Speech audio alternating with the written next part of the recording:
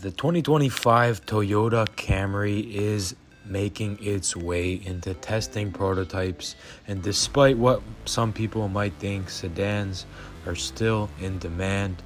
They're evolving, and a lot of people still seem to love them despite it entering into the 9th generation here in North American markets. And like I said, in some other markets, they might be phasing it out. The demand might not be there compared to other models. In Japan, that sort of makes sense due to the fact that there's different style preferences, but also size preferences, and they have different actually models that are specific to that market alone. But again, for this year, I expect a significant redesign.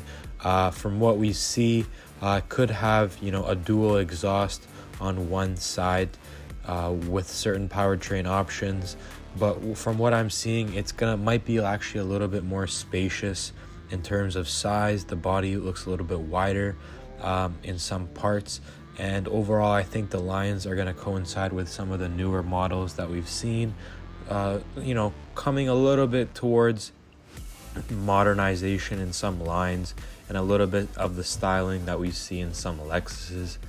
But nonetheless, in terms of the powertrains, for the 2023 Camry, we have 3 powertrain options currently: base 203 horsepower, 2.5 liter inline 4, a 208 horsepower hybrid version with a 2.5 liter inline 4, and a 301 horsepower 3.5 liter V6. So the 4 cylinders are expected to remain. They have, obviously they're going to be getting more power and better efficiency, but the V6 might still stay, might be phased out, might be hybridized, who knows.